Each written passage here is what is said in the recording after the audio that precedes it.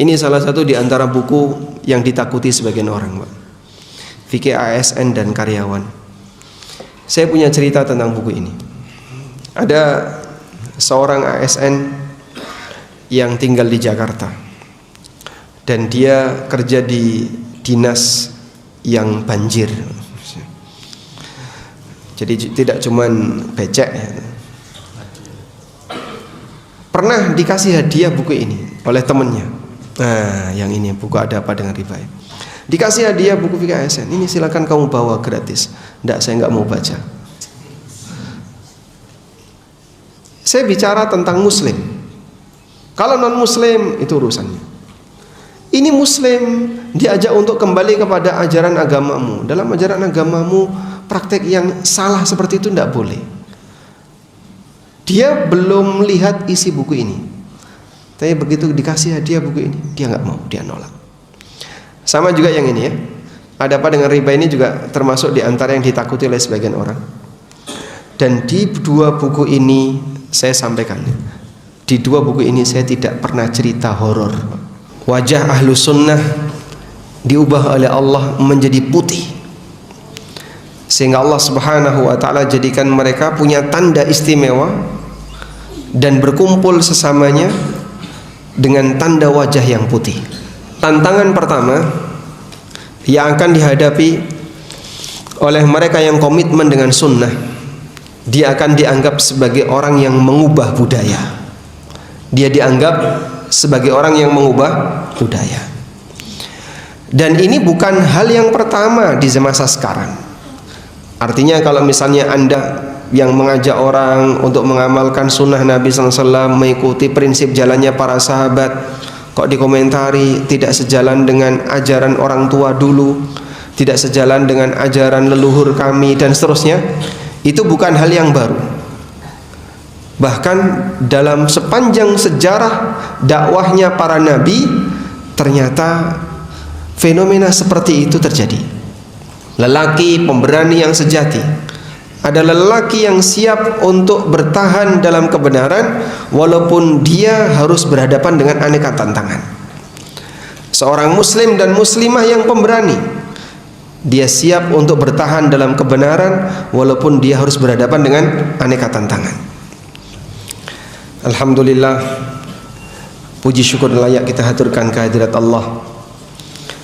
Dialah zat yang mengendalikan hati para hambanya. Allah berikan hidayah kepada siapa saja yang dia kehendaki. Allah dekatkan kepada Al-Quran dan Sunnah siapa saja yang dia kehendaki. Sebaliknya Allah jauhkan dari hidayah sesuai dengan apa yang dia kehendaki. Allah berikan hidayah karena karunia-Nya, dan Allah jauhkan sebagian hambanya dari hidayah karena keadilannya. Allah subhanahu wa ta'ala berfirman, yauma tabyaddu wujuhun wa taswaddu wujuh. Pada hari kelak di yaumil qiyamah ada wajah yang berubah menjadi putih dan ada wajah yang berubah menjadi hitam. Kata Ibnu Abbas radhiyallahu anhuma, yauma tabyaddu wujuhu ahli sunnati wal jamaah wa taswaddu wujuhu ahlil bid'ah wal furqah. Kelak di hari kiamat wajah ahlu sunnah diubah oleh Allah menjadi putih, sehingga Allah subhanahu wa ta'ala jadikan mereka punya tanda istimewa dan berkumpul sesamanya dengan tanda wajah yang putih. Kita berharap kepada Allah, semoga Allah subhanahu wa ta'ala menjadikan kita termasuk di antara bagian yang dijadikan wajahnya putih oleh Allah. Salawat dan salam semoga selalu tercurah untuk Nabi Agung Muhammad sallallahu alaihi wasallam. Terutama di malam Jumat kita dianjurkan untuk memperbanyak membaca salawat kepada Nabi sallallahu alaihi wasallam. Dan ahlu sunnah termasuk di antara pionir dalam menyampaikan salawat kepada beliau. Karena setiap kali kita menyebut nama Nabi sallallahu alaihi wasallam, kita mengucapkan sallallahu alaihi wasallam. Ahlu sunnah yang kita maksud adalah mereka yang selalu beriringan dengan hadis Nabi sallallahu alaihi wasallam. Sehingga saat mereka menyampaikan qala Rasulullah sallallahu alaihi wasallam, tidak lupa dia mencantumkan salawat. Disebutkan dalam sebuah hadis, sebagian ulama mempermasalahkan hadis ini, menilai hadis ini tidak valid, dan sebagian menilai hasan. Nabi SAW mengatakan, "Aqrabun nasi manzilatan ilayya aktsaruhum alayya salatan." Orang yang paling dekat posisinya denganku kelak di yaumil qiyamah adalah yang paling banyak bersalawat untukku. Kata Ibnu Hibban rahimahullah, ketika beliau mengomentari hadis ini, beliau mengatakan, dan tidak ada manusia yang posisinya lebih dekat dengan Nabi SAW selain ahlul hadis. Karena ahlul hadis, mereka setiap kali mencantumkan nama Nabi atau gelar Nabi, mereka tidak lupa membaca sallallahu alaihi wasallam. Sehingga kalau di Sahih Bukhari ada 7.000 hadis. Setiap penyebutan qalan Nabi sallallahu alaihi wasallam, anin Nabi sallallahu alaihi wasallam, berarti di satu kitab ini 7.000 salawat. Bisa lebih. Kemudian dibaca oleh kaum muslimin, dan demikian pula dalam kitab-kitab yang lain. Demikianlah prinsip Ahlus Sunnah wal Jamaah. Mereka adalah pionir dalam menyampaikan salawat. Di kesempatan malam ini kita mau mengangkat tema sabar dalam berpegang teguh dengan sunnah, dan sabar untuk menjadi ahlu sunnah. Menjadi ahlu sunnah itu sampai kapan, Pak? Sampai kapan? Sampai mati. Kenapa kita perlu menjadi ahlu sunnah sampai mati? Pernah satu ketika ada orang yang menceritakan pengalamannya ketika dia bersama Imam Ahmad dalam sebuah perjalanan. Lalu orang ini mengatakan, wa kana katsira sumt. Imam Ahmad itu banyak diam, jarang berbicara. Wa idza takallama qal, dan begitu beliau mengucapkan sesuatu, yang terucap dari lisan beliau, Allahumma amitna 'alal islami was sunnah. Ya Allah, wafatkanlah aku dalam kondisi sebagai muslim ahlu sunnah. Demikian pula banyak ulama yang lain, mereka berdoa kepada Allah Subhanahu wa taala agar dimatikan alal islami was sunnah, sebagai muslim ahlu sunnah. Fa innahu man mata 'ala sunnah mata 'alal khairi kulli. Karena siapa yang mati sebagai muslim ahlu sunnah, berarti dia akan mendapatkan jaminan kebaikan. Dan seperti yang ayat tadi kita baca, Allah Subhanahu wa taala akan kumpulkan ahlu sunnah ketika di yaumil qiyamah, di mana mereka diberi oleh Allah Subhanahu wa taala satu ciri keseragaman. Apa itu? Wajahnya dibuat oleh Allah Subhanahu wa taala menjadi wajah yang putih. Baik. Namun untuk bertahan sebagai ahlu sunnah, terkadang kita harus menghadapi aneka ujian dan cobaan. Sebagaimana Nabi kita sallallahu alaihi wasallam ketika mengajarkan kebenaran, beliau menghadapi aneka ujian dan tantangan. Sehingga manusia pemberani adalah mereka yang siap untuk bertahan dalam kebenaran walaupun dia harus berhadapan dengan aneka tantangan. Maka asyuja yang sejati, lelaki pemberani yang sejati, adalah lelaki yang siap untuk bertahan dalam kebenaran walaupun dia harus berhadapan dengan aneka tantangan. Seorang muslim dan muslimah yang pemberani, dia siap untuk bertahan dalam kebenaran walaupun dia harus berhadapan dengan aneka tantangan. Karena itu Nabi SAW memberikan motivasi bagi umatnya. Bada'al Islamu ghariban. Islam mulai diajarkan, dianggap sebagai ajaran yang apa? Ghariban, asing. Sesuatu yang asing gimana, Pak? Ditentang masyarakat. Kenapa dia bilang seperti ini? Ini nggak sesuai dengan ajaran leluhur kami, tidak sesuai dengan kebiasaan kami. Sehingga pertama kali ketika beliau menyampaikan itu, pertentangannya adalah ini tidak sejalan dengan leluhur dan ajaran nenek moyang kami. Bada'al Islamu ghariban.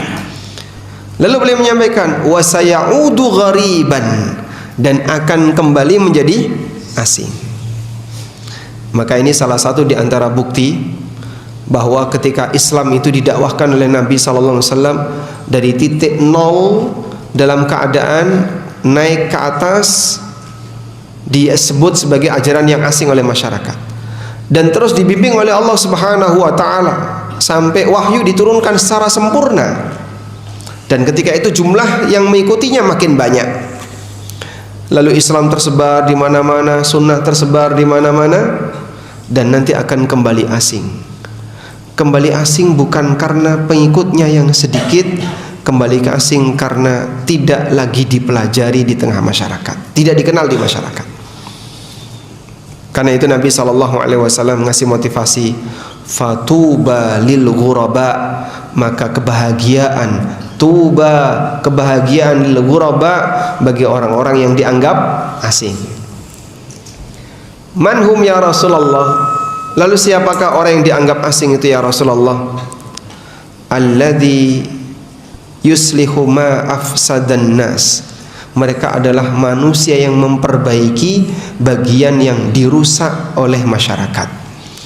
Dirusak yang dimaksud di sini adalah dirusak tatanan sosial masyarakat, dirusak ajaran agama masyarakat, sehingga yang bukan ajaran diyakini sebagai ajaran, yang seharusnya sunnah malah ditinggalkan, yang tidak pernah diajarkan malah dipertahankan.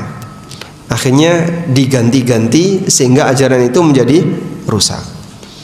Mereka al-ghuraba disebut oleh Nabi SAW sebagai manusia yang terasing, adalah orang yang memperbaiki sesuatu yang telah dirusak oleh masyarakat.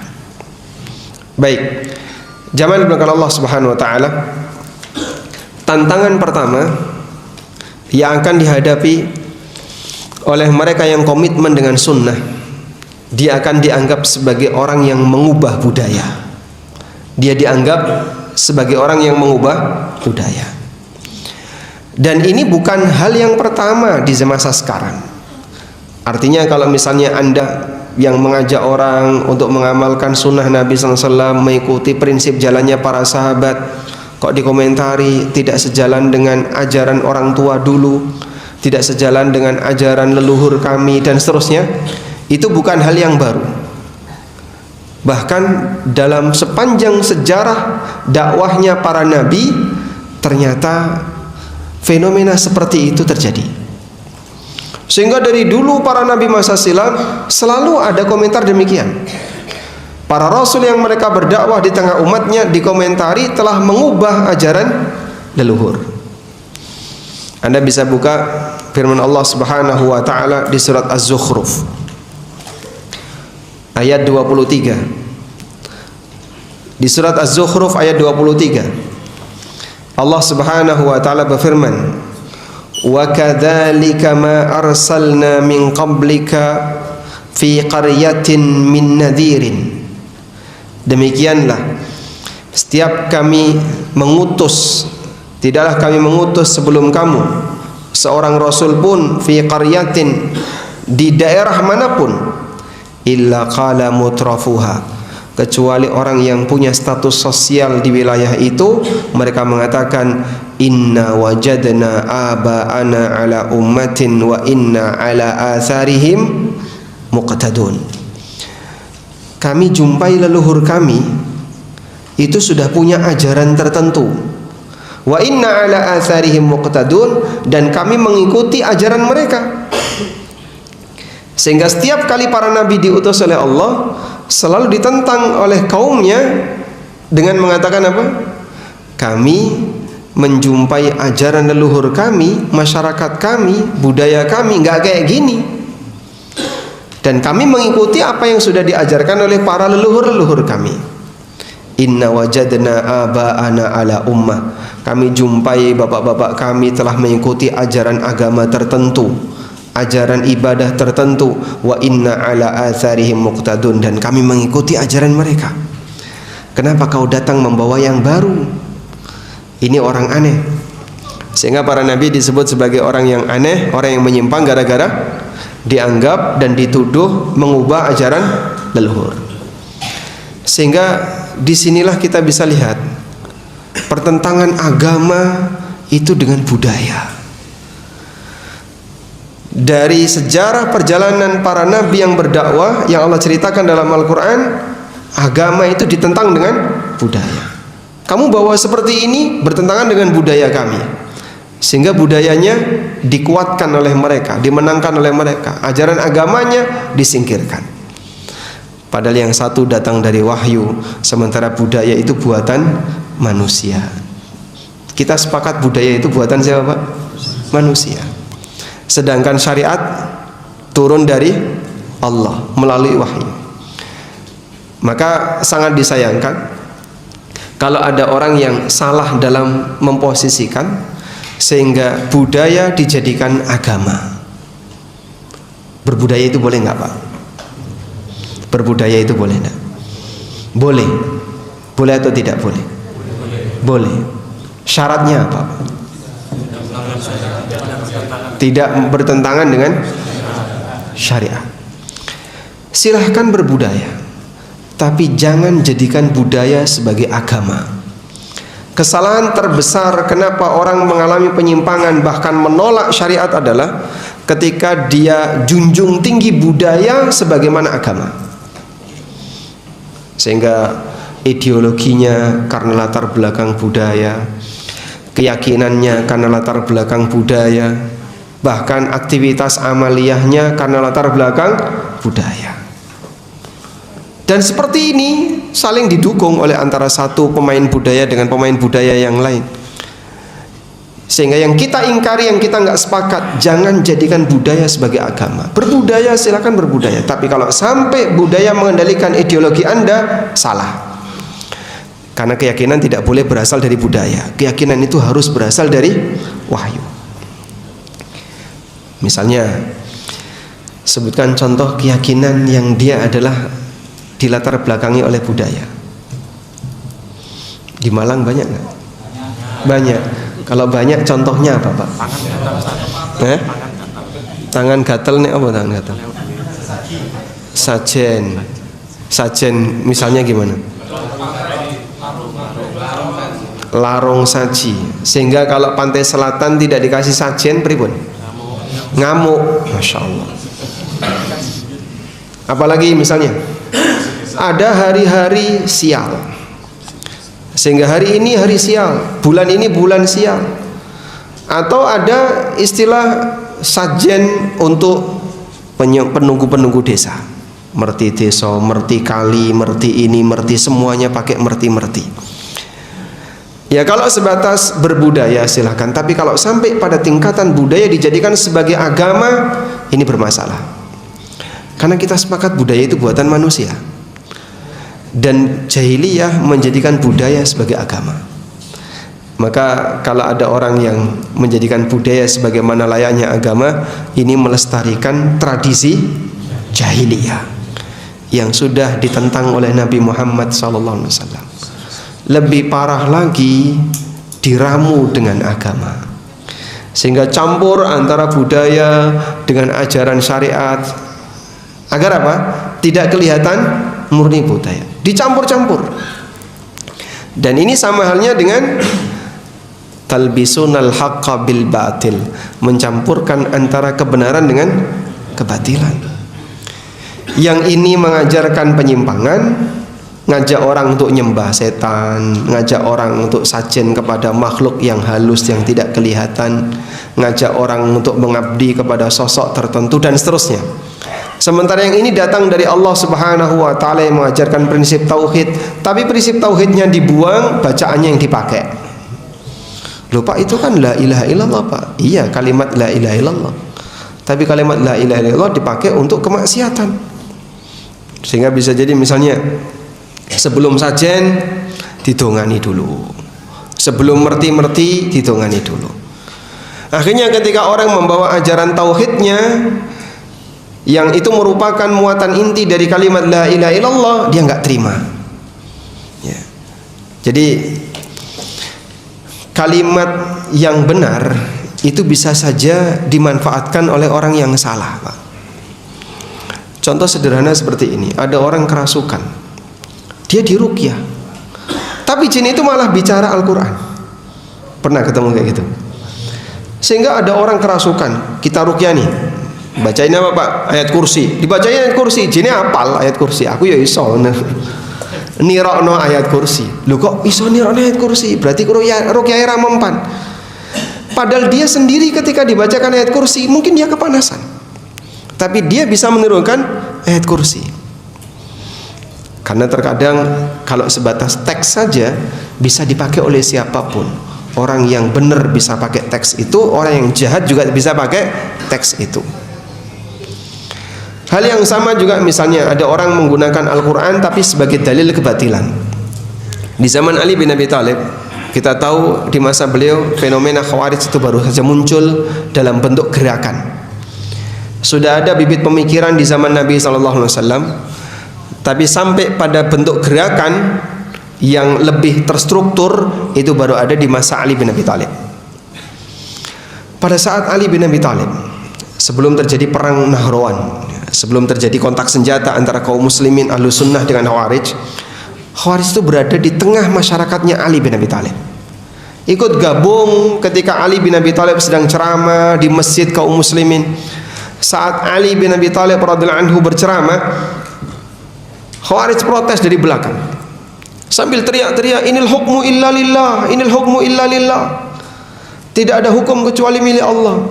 Ali melakukan pelanggaran karena menetapkan hukum melalui utusan Abu Musa dengan Amr ibn al-As dalam peristiwa tahqiq. Ali mendengar dan ngerti maksud beliau. Maksud mereka Ali tahu. Mereka ingin menyudutkan aku dengan ayat Allah. Maka apa kata beliau? Kalimatu haqqin urida biha batil.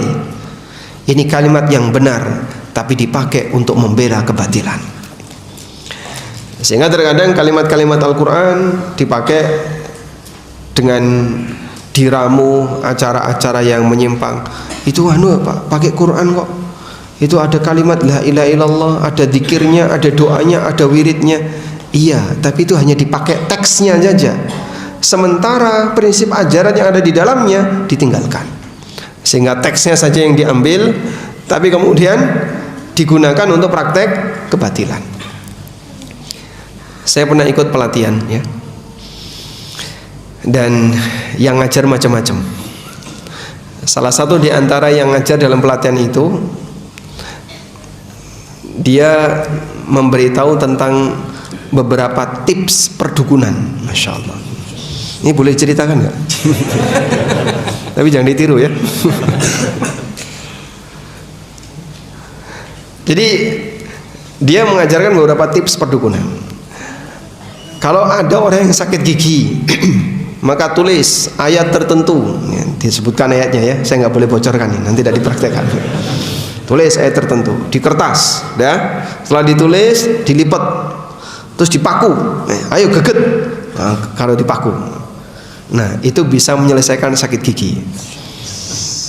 Kalau ada barang hilang, nanti pakai ayat ini, tulis, kemudian baca berkali-kali, taruh di mangkok, diminum. Nah, saya nggak boleh membocorkan ayatnya. Khawatir nanti jatuh ke tangan pendekar yang tidak bertanggung jawab, malah dimanfaatkan yang nggak benar. Nah, itu pakai teks Quran, Pak. Sehingga teks Quran kalau hanya teksnya saja dipakai kebatilan bisa. Kalau teksnya saja. Padahal sebenarnya ayat Al-Quran tidak mengajarkan orang untuk bertindak jahat, menggunakan itu sebagai praktek perdukunan, atau menggunakan itu untuk kegiatan-kegiatan maksiat dan seterusnya. Kalau kamu pengen menyerang gedung tertentu, bawa kerikil, baca tarmihim. Nah, gitu ya. Kalau bareng-bareng tarmihim, nah, nanti gedungnya runtuh. Ya, modelnya seperti itu. Sehingga teks Quran tapi dipakai untuk apa? Tujuan perdukunan, tujuan kebatilan. Maka mungkin saja ada orang yang meramu aneka kegiatan budaya yang itu dijadikan sebagai ideologi dan keyakinan, tapi diiringi dengan teks-teks Al-Quran, diiringi dengan bacaan-bacaan wirid dan zikir tertentu. Walaupun ini tidak mengubah status, bahkan sejatinya ini adalah mencampurkan antara al-haq dan al-batil yang dilarang oleh Allah Subhanahu wa taala. wala talbisul haqqo bil batili wa taqtumul haqqo wa antum ta'lamun. Kau jangan mencampurkan kebenaran dengan kebatilan, yang nanti itu akan membuat kebenaran jadi tersembunyi karena samar kebenaran itu. Wa antum ta'lamun, dan kalian tahu mana yang benar mana yang salah.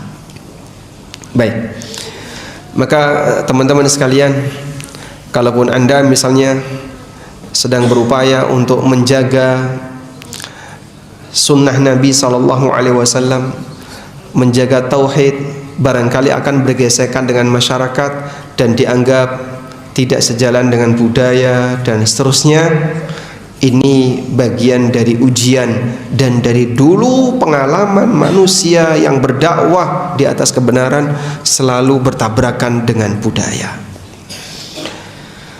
Kalau budaya itu bukan ideologi, misalnya budaya sopan santun, budaya tepo seliro, budaya apalagi Pak, suka menyapa, akrab dengan sesama, ater-ater, gerapiak dengan tetangga, dengan kawan, dan seterusnya, silahkan dilestarikan. Kita ikuti itu, bahkan kita dukung, bahkan kita terdepan di sana. Karena kita adalah orang yang selalu mengedepankan kebaikan bagi yang lain. Sebab kita ingin jadi manusia yang paling bermanfaat bagi umat. Baik, selanjutnya tantangan yang kedua ketika seseorang bertahan dalam kebenaran, bertahan dalam sunnah, adalah ujian berkaitan dengan kepentingan dunia. Banyak orang yang terkadang tidak mau menerima kebenaran disebabkan karena dia takut ini akan mengganggu aktivitas dunianya. Sehingga mungkin dia berkomentar, sejak saya ngaji, saya sering ikut kajian Ustadz ini kok jadinya apa-apa serba nggak boleh ya Pak Ustadz. Ini nggak boleh, ini haram, ini riba, dikit-dikit riba. Dakwah kok isinya cuman riba. Mbok diganti rabi gitu. Lebih menyenangkan kan kalau temanya rabi. Masya Allah. Pernah nggak dengar komentar kayak gitu Pak? Mungkin ada ya. Sehingga ada sebagian di antara orang yang kadang dia merasa terganggu disebabkan karena ketika dia ngikuti kajian-kajian ahlu sunnah, dia merasa nggak nyaman. Kok sering Ustadz nyebut ini haram, ini riba, ini haram, ini riba. Pusing saya Pak. Akhirnya dia tinggalkan. Dan sebenarnya semacam ini juga terjadi pada orang di masa silam. Para ahli sejarah mengatakan salah satu di antara faktor kenapa orang musyrikin nggak mau masuk Islam adalah karena Nabi Muhammad SAW banyak melarang. Nggak boleh ini, nggak boleh ini, nggak boleh ini, nggak boleh ini. Sehingga kalau saya masuk Islam nanti nggak boleh minum khamr, nggak boleh zina, nggak boleh riba, nggak boleh ini, nggak boleh, banyak yang nggak boleh. Sementara itu jadi kebiasaan dia, maka berat bagi mereka untuk masuk Islam. Ketika Mekah sudah ditaklukkan, Hunain sudah berhasil ditaklukkan, dan banyak daerah di sekitar Mekah sudah ditaklukkan, ada satu wilayah yang dia bertahan tetap tidak mau masuk Islam. Wilayah apa itu? Dan dia yang terakhir masuk Islam. Itu adalah Taif. Bani Thaqif yang tinggal di Taif itu yang terakhir menyerahkan diri kepada Nabi SAW. Kenapa mereka bertahan Pak? Taif susah diserang, mereka berada di atas. Sehingga saat kaum muslimin berusaha untuk menaklukkan Taif, berarti pasukannya nyerang ke arah mana? Ke arah atas. Tinggal dipanai aja dari atas, dilempari batu, dipanai. Makanya Taif ketika dilakukan penyerangan ke arah Taif gagal. Banyak sahabat yang jadi korban. Hingga akhirnya Bani Thaqif ini merasa kita sendirian. Kalau kemudian kita bertahan dalam kondisi seperti ini, lama-lama nanti seluruh kaum masyarakat muslim yang ada di sekitar kita akan gerbek kita bareng-bareng. Akhirnya mereka memutuskan, bagaimana kalau kita datang kepada Nabi SAW. Mereka datang ke Madinah dengan mengirim beberapa puluh orang sebagai utusan. Nah, saat mereka tiba di Madinah, oleh Nabi SAW mereka dibuatkan tenda tepat di depan pintu Masjid Nabawi. dalam posisi mereka belum masuk Islam. Tujuannya adalah agar mereka banyak mendengarkan ceramah Nabi SAW dan melihat kegiatan kaum muslimin di Masjid Nabawi. Sampai akhirnya mereka memutuskan bahwa Taif akan masuk Islam. Tapi mereka menyampaikan 4 syarat. Ibnu Abdi Yalil, ya, ini pernah punya pengalaman menyakitkan dengan Rasulullah SAW. Nabi SAW pernah berdakwah ke Taif, yang kemudian mereka mempermalukan Rasulullah SAW, beliau ditolak dan dipermalukan. Itu pemicunya adalah Ibnu Abdi Yalil ini, dan salah satunya ada di situ. Masya Allah, pemurahnya Nabi SAW, Ibnu Abdi Yalil dimaafkan, padahal dia punya pengalaman yang menyakitkan kepada Rasulullah SAW. Nah, mereka menyatakan, ya Rasulullah, kami bersedia untuk masuk Islam, tapi kami minta 4 syarat. Apa itu? 1, mohon agar berhala Lata tidak dibongkar, jadikan itu sebagai cagar budaya. Masya Allah, karena itu adalah peninggalan nenek moyang kami, dan berhala Lata itu berada di Taif, sehingga orang Taif kalau mau haji, mereka sajen dulu ke berhala Lata baru berangkat. Mohon berhala Lata untuk tidak dibongkar, pertahankan itu untuk kami jadikan sebagai cagar budaya. Nabi SAW tidak bersedia. Kalau begitu ya Rasulullah, beri waktu selama 3 tahun. Nabi SAW tidak bersedia. Baik, kasih kami waktu 1 tahun untuk mempertahankan berhala Lata. Gak bersedia. Kalau kalian tidak mau merobohkan berhala Lata, nanti kami akan merobohkan. Gak ada urusannya dengan cagar budaya, mau disebut sebagai peninggalan nenek moyang atau apa, hancurkan berhala itu. Dikirim pasukan oleh Rasulullah SAW untuk merusak berhala Lata, karena gak boleh ada situs kesyirikan ketika masyarakatnya sudah bersedia untuk masuk Islam. Sehingga syarat pertama tidak diizinkan, tidak dikabulkan oleh Nabi SAW. Syarat yang kedua, ya Rasulullah, khamr itu minuman sehari-hari kami, sehingga sulit bagi kami untuk meninggalkan khamr. Bapak kalau bertamu ke rumah orang, biasanya disuguhi apa Pak? Penawarnya 2, teh atau kopi. Air putih saja, ya, susu berarti, ya. Rata-rata di tempat kita, kalau kita bertamu di tempat orang, kita akan disuguhi 2 pilihan minuman. Jenengan kersa kopi napa teh? Bapak mau minum kopi atau teh? Itu tidak hanya di Indonesia Pak, termasuk di Saudi juga sama, ya, gawa wala syai, kopi atau teh. Sehingga itulah minuman pendamping air.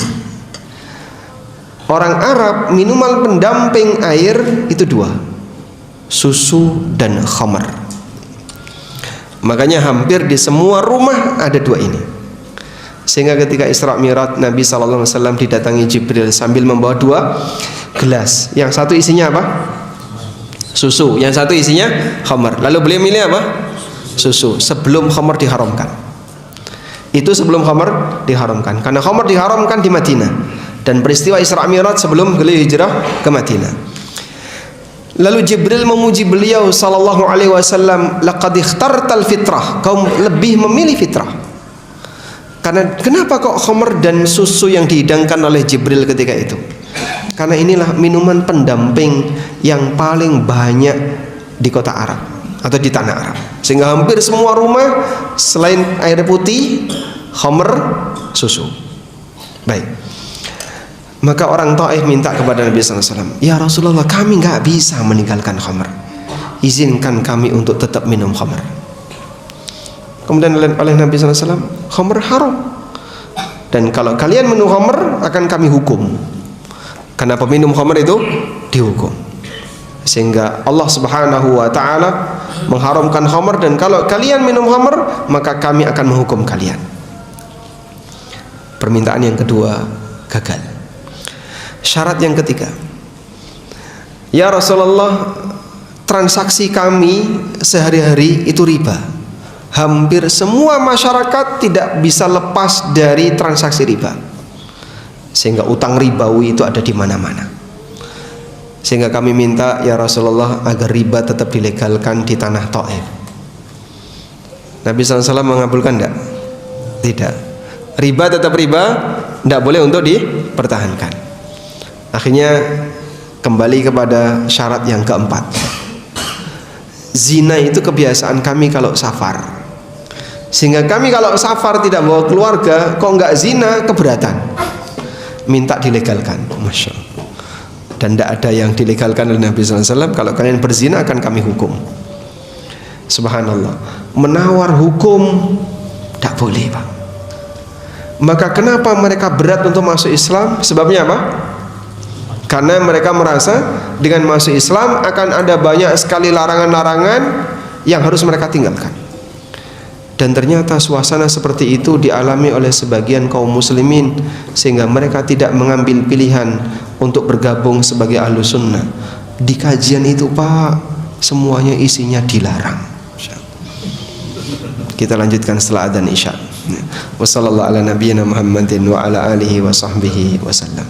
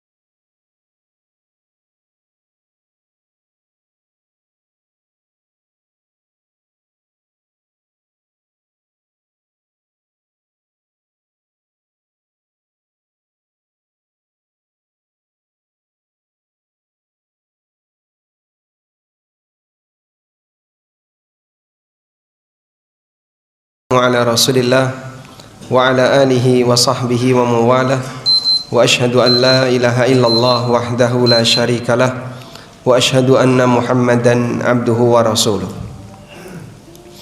Sebagian di antara masyarakat terkadang mereka itu takut untuk mendengarkan ceramah yang menyinggung masalah halal haram, karena mereka menganggap bahwasanya ini mengganggu dapur mereka.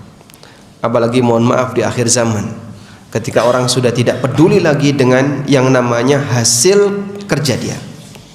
Seperti yang pernah disabdakan Nabi sallallahu alaihi wasallam, la ya'tiyanna 'alan nasi zamanun la yubalil mar'u bima akhadha min amin halalin amin haram.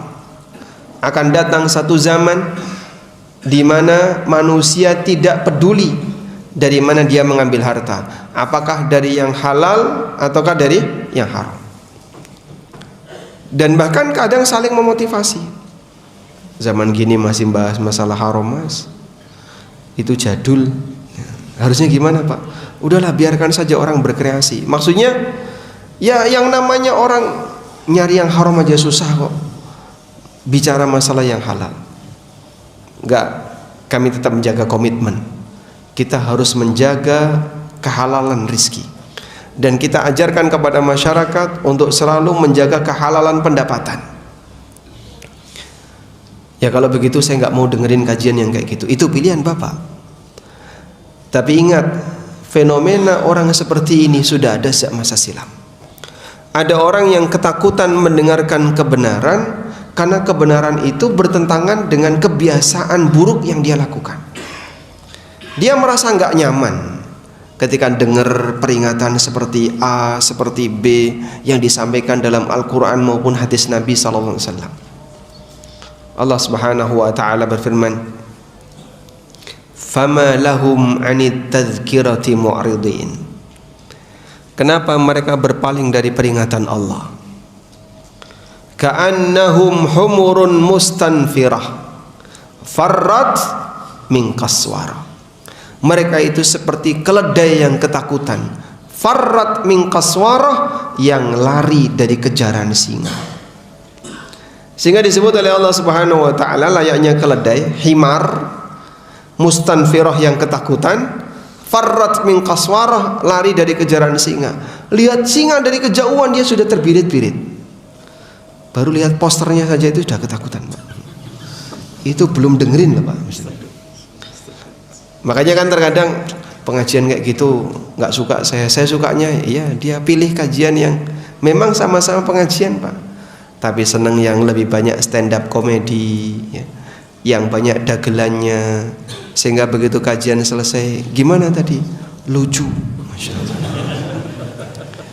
Testimoninya yang ngisi lucu. Subhanallah. Sampai kapan kita akan bertambah ilmunya kalau seperti ini disikapi menakutkan? Sehingga terkadang orang nggak mau dengerin karena dia merasa khawatir. Di surat Al-Baqarah Allah kasih perumpamaan tentang keberadaan orang yang dia ketakutan untuk mendengarkan isi Al-Quran karena dia seperti petir yang menyambar sehingga sampai dia sumbat telinganya. Au kasayyibim minas sama fihi dhulumatun wa ra'dun wa barq yaj'aluna asabi'ahum fi adhanihim minas sawa'iqi hadharal maut. Allah Subhanahu wa Ta'ala ngasih perumpamaan, au kasayyibim minas sama, atau seperti hujan lebat yang turun dari langit. Dalam hujan lebat itu fihi zulumat, ada suasana gelap karena mendung, wa ra'dun wa barq, dan ada petir dan kilat. Yaj'aluna asabi'ahum, mereka pasang jarinya, fi adhanihim, untuk menutupi telinga mereka, minas sawa'iqi, ketika ada petir, hadzaral maut, karena takut mati. Ibnu Qayyim itu punya satu buku judulnya Al-Amthal fil Quran. Aneka permisalan-permisalan yang diceritakan oleh Allah dalam Al-Quran. Karena Allah terkadang memberikan penjelasan kepada hambanya dalam bentuk permisalan. Yang bisa paham itu tanda orang yang berpikir. Allah Subhanahu wa Ta'ala mengatakan, wa tilkal amthalu nadribuha linnas wa ma ya'qiluha illal alimun. Demikianlah permisalan yang aku buat untuk manusia dan tidak ada yang bisa memahaminya illal alimun, kecuali yang pinter, yang berilmu. Maka kalau Bapak pengen menguji diri sendiri, apakah saya termasuk orang yang pinter menurut standar Quran atau tidak, Bapak buka ayat permisalan dalam Quran, baca terjemahannya, kalau paham alhamdulillah, Anda layak bersyukur. Kalau nggak paham, seharusnya nangis ya. Karena dulu sebagian di antara sahabat kalau membaca ayat permisalan dan mereka nggak paham, mereka sedih. Karena berarti mereka tidak termasuk di antara orang alim yang disebutkan oleh Allah dalam Al-Quran. Baik, Allah Subhanahu wa ta'ala memberikan gambaran au kasayyibin minas sama, atau seperti hujan lebat yang turun dari langit. Hujan lebat itu apa sih Pak? Itulah wahyu. Sehingga ilmu itu seperti air hujan dan bumi seperti apa? Bumi seperti hati manusia. Ilmu itu ibarat air hujan, sedangkan hati manusia seperti permukaan bumi. Hujan turun lebat dari langit menggambarkan ilmu yang diturunkan oleh Allah Subhanahu wa ta'ala dalam jumlah banyak. Tapi tidak semua ilmu yang diturunkan oleh Allah berupa syariat ini disenangi oleh orang. Di tengah hujan itu ada petir. Petir inilah peringatan keras yang diberikan oleh Allah Subhanahu wa ta'ala terhadap aneka pelanggaran yang dilakukan oleh para hamba. Bahasa kita kalau dibaca nyelekit, ancamannya kenceng. Ini tidak boleh, ancamannya seperti ini, ancamannya seperti ini. Tapi nggak paham ya Pak. Nah itu masalahnya. Walaupun khatam tapi nggak ngerti, dia tidak merasa terancam. Makanya kata Imam Hasan Al-Basri rahimahullah, beliau mengatakan rubba qari'il Qur'an wal Qur'anu yal'anu. Ada banyak orang yang baca Quran tapi dia dilaknat oleh Quran. Kenapa? Karena yang dia baca adalah pelanggaran yang dia lakukan. Sehingga dia baca misalnya ayat tentang haramnya riba, ancaman riba, dan dia pegawai transaksi riba, perusahaan riba. Dia baca tentang haramnya zina dan dia pelaku praktek zina. Dia baca tentang larangan A, tentang larangan B, dan dia pelakunya. Banyak seperti itu Pak. Banyak. Bisa jadi dia sendiri pimpinannya, pimpinan dari pelanggaran itu. Makanya di sini jamaah kita bisa lihat ya, ada orang yang membaca Quran tapi dia dilaknat oleh Al-Quran. Maka pada posisi ini Allah Subhanahu wa ta'ala menyebutkan ada bagian seperti petir yang membuat orang itu ketakutan sehingga dia taruh jarinya untuk menutupi telinganya, nggak mau dengar. Kalau yang nggak ada petir dia mau dengar, dia buka telinganya. Ketika ada petir dia tutup telinganya. Hadarul maut, karena takut mati. Takut mati maksudnya gimana Pak? Takut kehilangan sebagian peluang dunianya, takut ini tidak boleh, takut itu tidak boleh, dan seterusnya. Sehingga dia berusaha untuk menghindar. Sebab orang kalau disalahkan itu merasa nggak aman.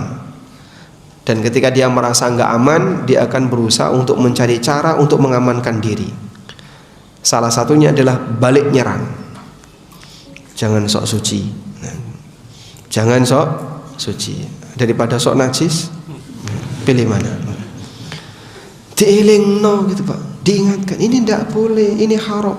Kamu jangan sok suci. Apa salahnya mengingatkan orang? Tapi dia salahkan orang itu dengan mengatakan jangan sok suci. Dan itu sudah terjadi sejak masa silam. Dulu para nabi juga dikatakan sok suci. Nabi Lut alaihissalam pada waktu mengingatkan masyarakatnya untuk meninggalkan praktek homoseksual, kemudian mereka berusaha untuk membentengi diri. Caranya gimana? Sudah tidak punya alasan untuk membela kesalahan itu, sehingga mereka mengatakan, akhriju ala lutin min qaryatikum innahum unasun yatatahharun. Usir Lut dari kampung kalian. Sesungguhnya Lut dan keluarganya adalah orang-orang yang sok suci. Masya Allah. Jadi yang dikatakan sok suci itu seperti dakwah yang pernah disampaikan Nabi Lut. Lalu para kaum Sodom, pelaku homo-homo itu mengatakan sok suci. Sehingga peringatan bagi mereka yang suka bilang sok suci, melestarikan budaya kaum Sodom. Betul Pak, seperti itu.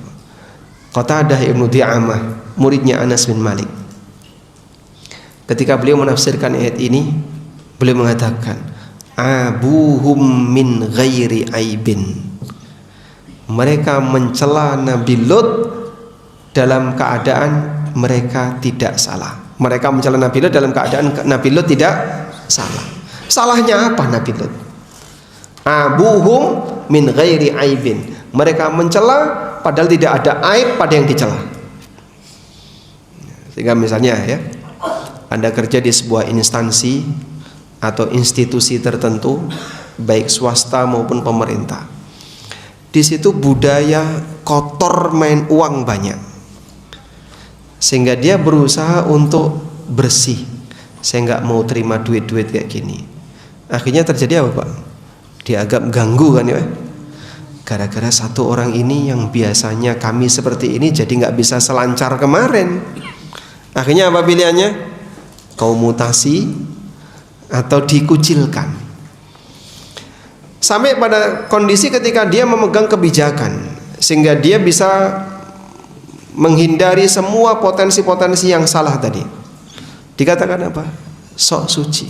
Apa masalahnya? Dia berusaha untuk menghindari korupsi, dia berusaha untuk menghindari manipulasi, dia berusaha untuk menghindari harta haram. Salahnya apa di situ? Dia salah nggak? Apa komentar orang? Sok suci. Abuhum min ghairi aibin. Terapkan tafsir Qatadah untuk orang seperti ini. Berarti mereka yang ngomong sok suci tadi mencela orang suci, padahal orang suci ini nggak punya salah. Orang suci yang saya maksud adalah dia tidak ikut-ikutan kotor bersama yang lain. Dan ujian ini berat Pak. Makanya dakwah tauhid sunnah sinkron dengan perhatian masalah halal haram, sehingga mereka selalu menyerukan tinggalkan yang haram, tinggalkan riba, tinggalkan harta-harta yang bermasalah, sabar untuk bertahan dengan sesuatu yang halal, karena kita akan dihisab oleh Allah Subhanahu wa taala. Tapi bagi sebagian orang seperti ini dianggap sebagai benalu masyarakat. Karena apa? Ganggu proses yang terjadi di masyarakat. Gampang menyalahkan. Sebenarnya bukan menyalahkan, kita meluruskan. Ini salah Pak, ini riba, tinggalkan. Kok kamu sok tahu riba? Bukan sok tahu Pak. Kami punya ilmu dalilnya seperti ini. Di sini nggak ada bukunya ya. Buku ada apa dengan riba? Baik. Mungkin buku ini sebagai contoh. Ini salah satu di antara buku yang ditakuti sebagian orang Pak. Fikih ASN dan karyawan. Saya punya cerita tentang buku ini. Ada seorang ASN yang tinggal di Jakarta, dan dia kerja di dinas yang banjir. Jadi tidak cuman becek. Pernah dikasih hadiah buku ini oleh temannya. Nah, yang ini buku ada apa dengan riba. Dikasih hadiah buku fikih ASN. Ini silakan kamu bawa gratis. Enggak, saya enggak mau baca. Saya bicara tentang muslim. Kalau non muslim itu urusannya. Ini muslim diajak untuk kembali kepada ajaran agamamu. Dalam ajaran agamamu praktek yang salah seperti itu enggak boleh. Dia belum melihat isi buku ini. Tapi begitu dikasih hadiah buku ini, dia enggak mau, dia nolak. Sama juga yang ini ya. Ada apa dengan riba ini juga termasuk di antara yang ditakuti oleh sebagian orang. Dan di dua buku ini saya sampaikan, di dua buku ini saya tidak pernah cerita horor. Wallahu a'lam. Cuman dia ketakutan untuk baca, belum ngerti isinya lah Pak. Ada ibu-ibu yang bawa buku ini ke rumahnya, ditaruh di meja. Ya tujuannya biar mempengaruhi suaminya yang masih bertransaksi riba. Emosi berat itu suaminya. Kau berani buka buku ini, rumah tanggamu terbakar. Masya Allah. Dia takut membaca isinya. Baik. Sehingga ada fenomena orang ketakutan apa tadi? Mendengar kebenaran, orang ketakutan untuk menyimak sesuatu yang benar karena dianggap itu mengganggu aktivitas yang dia lakukan. Ahlu sunnah berbeda. Ahlu sunnah dia siap untuk membela kebenaran walaupun harus berhadapan dengan aneka tantangan. Dan salah satu di antara tantangan itu adalah dia mungkin akan lebih terbatas ketika mencari pekerjaan, lebih terbatas ketika mencari sumber pendapatan, karena dia ingin berkomitmen membersihkan dirinya dari harta haram. Selanjutnya, tantangan yang lain yang dialami oleh Ahlus Sunnah adalah tantangan berkaitan dengan motivasi hidup. Motivasi hidup Ahlus Sunnah itu selalu diarahkan ke akhirat, sehingga hampir semua kegiatan pengajian yang diberikan oleh para asatidzah Ahlus Sunnah mengedepankan akhirat dan akhirat. Maka saat kita menjelaskan tentang fadhail a'mal, fadilah-fadilah amal, dapat surga, jaminan kebahagiaan di akhirat, diselamatkan dari neraka, itu yang selalu kita kedepankan. Berbeda dengan hadis palsu dan maudhu atau hadis yang dhaif. Di antara ciri hadis dhaif, kalau menceritakan tentang fadilah-fadilah amal, itu lebih banyak bernuansa dunia.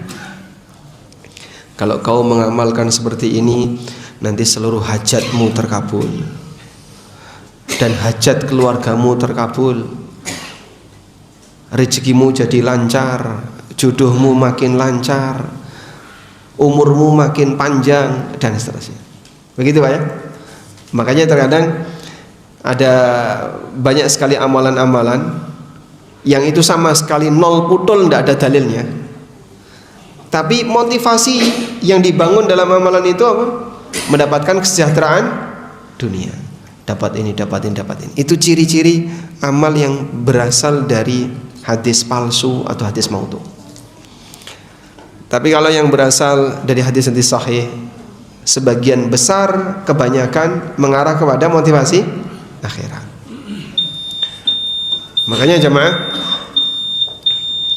ketika kita memotivasi orang untuk sedekah, sebagaimana Nabi SAW ketika memotivasi masyarakat untuk sedekah, apa motivasinya? Lebih kepada nuansa akhirat. Ittaqun nar walau bisyikkit tamrah. Takutlah kamu kepada neraka walaupun dengan secuil kurma. Jadi motivasi sedekah, motivasinya apa? Takut neraka. Ketika Nabi SAW mendakwai para wanita, seusai beliau khutbah Id di depan seluruh jamaah, lalu Nabi SAW mundur mendekat kepada jamaah wanita. Kemudian beliau menyampaikan ceramah khusus para wanita. Ya ma'syaran nisa, tasaddaqna, wahai para wanita, rajin-rajinlah bersedekah. Fa inni ra'aitukunna aktsara ahlin nar. Karena aku lihat kalian itu kebanyakan penduduk neraka. Jadi beliau ketika memotivasi orang untuk sedekah, diarahkan kemana Pak? Takut neraka, untuk nebus kesalahanmu, nebus dosamu. Seperti itu motivasi yang dibangun oleh Ahlus Sunnah. Nah, motivasi seperti ini nggak kelihatan. Kapan Pak?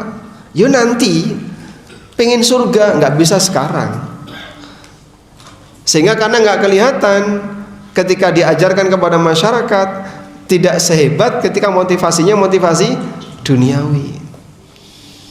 Iki nggo tombo, ini untuk barokah, ini untuk ini biar rezekinya makin lancar, ini bisa jadi obat dan seterusnya. Itulah motivasi dunia. Kita tidak mendidik masyarakat dengan motivasi duniawi, kegiatan ibadah tapi dipakai untuk motivasi duniawi. Sehingga banyak orang yang terkadang ngejar motivasi duniawi. Misalnya apa Pak? Air yang sudah bercampur dengan bacaan dzikir, air dzikir dijual, air dzikir dibagi-bagikan dan seterusnya ya. Sehingga dia datang terkadang hanya untuk nyari air. Kenapa Pak? Ini sudah banyak terkena dzikir. Maka karena banyak terkena dzikir, sehingga air ini menjadi air mujarab. Kalau ruqyah kita sepakat, salah satu di antara metode ruqyah adalah menggunakan media air. Bapak gunakan air, bacakan Al-Fatihah, kemudian diminumkan ke anaknya atau diminum sendiri, silahkan. Karena salah satu di antara media untuk ruqyah air.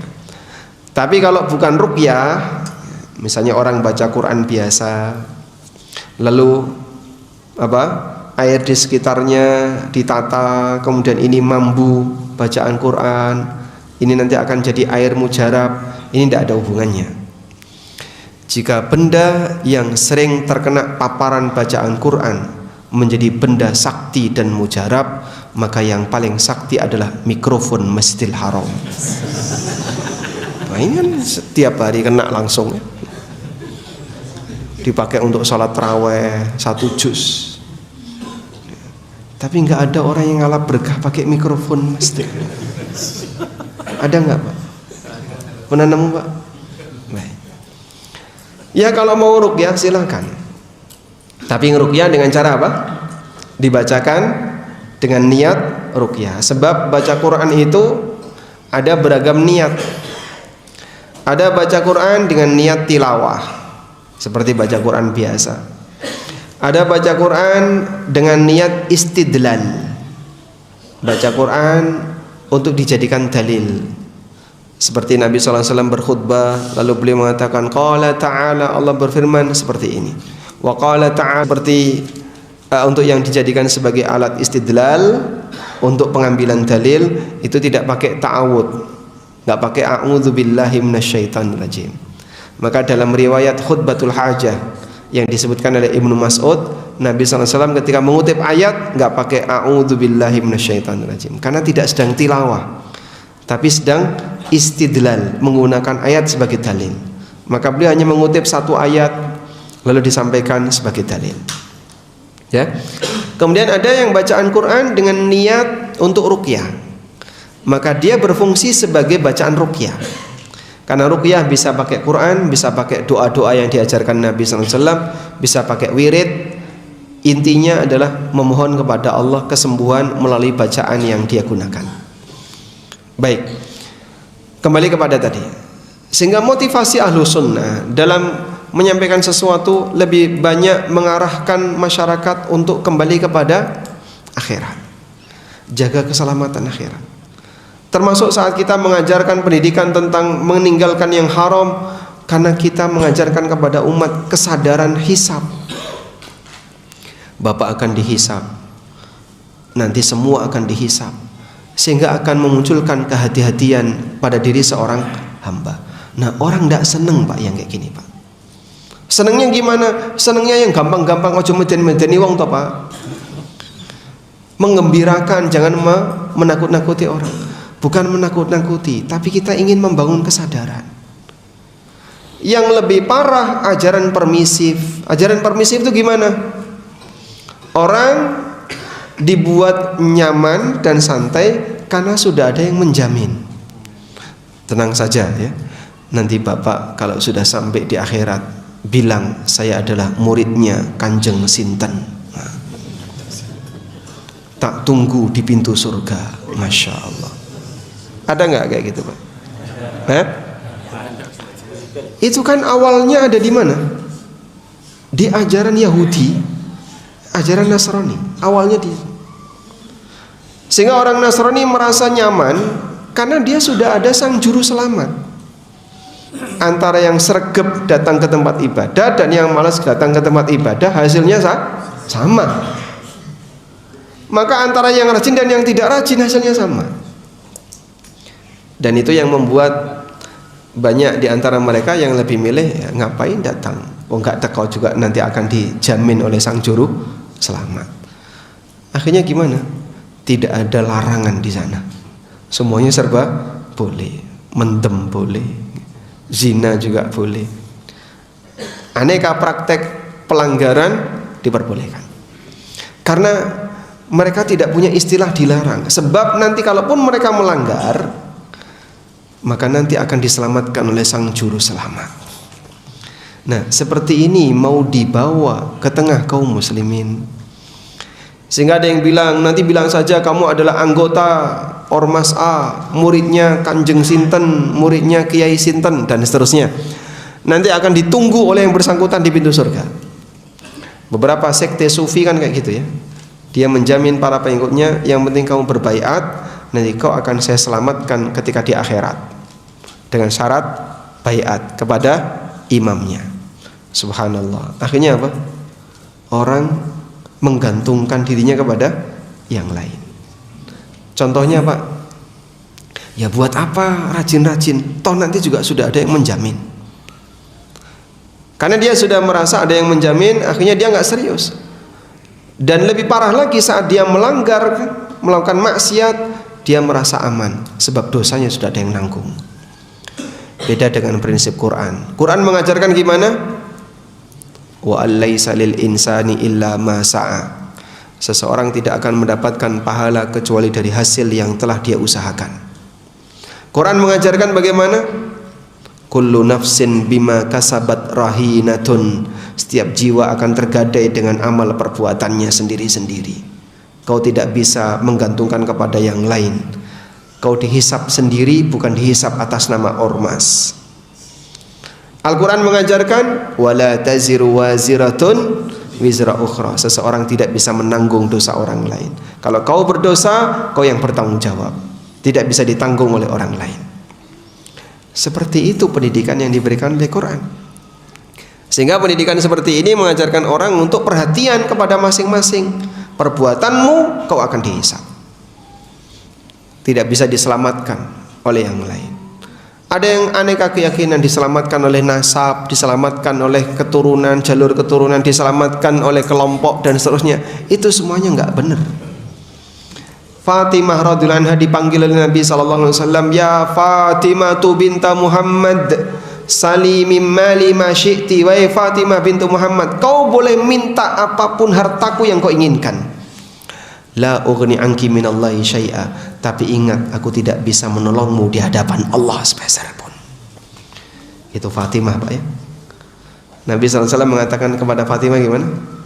Aku tidak bisa menolongmu di hadapan Allah sepeser pun. Maka tidak ada istilah manusia terjamin dari tanggung jawab karena sudah ada yang menjamin, yaitu gurunya. Itu tidak ada. Saya tidak menjamin dosa Bapak Ibu, sebagaimana Bapak Ibu tidak menjamin dosa saya. Dan para asatidzah Ahlussunnah tidak pernah obral jaminan, karena masing-masing kita akan mempertanggungjawabkan amal kita. Ya, mungkin akan berbeda dengan sebagian orang yang suka menjamin-jamin kayak gitu. Subhanallah. Padahal tidak ada yang bisa menjamin keselamatan hamba di akhirat kecuali siapa? Allah. Baik. Wallahu ta'ala alam. Mungkin itu yang bisa kita sampaikan sebagai bagian dari beberapa prinsip yang diajarkan oleh Ahlussunnah. Dan bagian inilah yang kadang berat bagi sebagian masyarakat, sehingga mereka tidak mau untuk ikut bergabung, dan bahkan kadang menjadi bagian dari ujian dan cobaan bagi mereka yang berkomitmen di atas kebenaran. Wallahu a'lam wa sallallahu ala nabiyyina Muhammadin wa ala alihi wa sahbihi wasallam.